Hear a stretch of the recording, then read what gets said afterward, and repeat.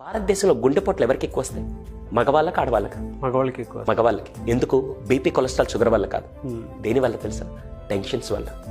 చిన్నప్పుడు మీరు చూడండి, మనకి ఏదైనా బాధ కలిగితే అమ్మ దగ్గర నాన్న దగ్గర ఏడ్చిన రోజులు ఉంటాయి. అమ్మకి బాధ కలిగితే నాన్న దగ్గర మన దగ్గర ఏడ్చిన రోజులు ఉంటాయి. అవును. కానీ భారతదేశంలో ఏదైనా తండ్రికి బాధ కలిగితే పిల్లల దగ్గర కానీ భార్య దగ్గర ఏడని చూసారు? You can't even see that. ఈరోజు ఆత్మహత్యలు అంటే ఉరేసుకోవడం, ట్రైన్ కింద పడడం కాదు. గుండెపోట్లు కూడా ఒక రకమైన ఆత్మహత్యలు నేను కనిపెట్టాను. ఇప్పటిదాకా మీకు ఆనందం వస్తే ఎవరితో పంచుకున్నా నాకు తెలియదు, బాధ వస్తే ఎవరితో పంచుకున్నా తెలియదు. ఇప్పుడు నేను కొడుకుగా, కూతురుగా నేను ఎదిగాను.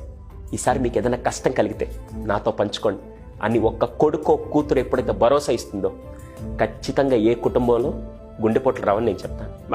100% అన్న. అర్థమైంది. కానీ ఈ రోజుల్లో చాలా దౌర్భాగ్యం. సారీ, ఇలా మాట్లాడలేదు. మా నాన్నగారు నాకేం ఆస్తి ఇవ్వలేదండి. ఎంత దౌర్భాగ్యమైన స్థితి అది.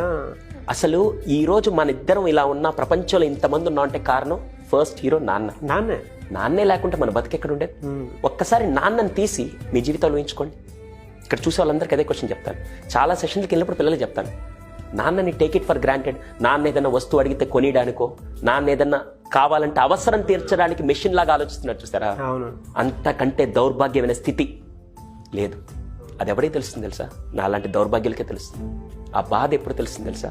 ఒక్కరోజు మీ నాన్నగారు లేని జీవితాన్ని ఒకసారి ఊహించుకొని చూడండి. మీరు ఇందాక మాట్లాడుతూ స్టార్టింగ్లో అన్నారే, వెనక్కి తిరిగి చూసుకుంటే ఆ నాన్న అనే రెప్లికా లేకపోతే మనం ఉండేవాళ్ళం కాదు.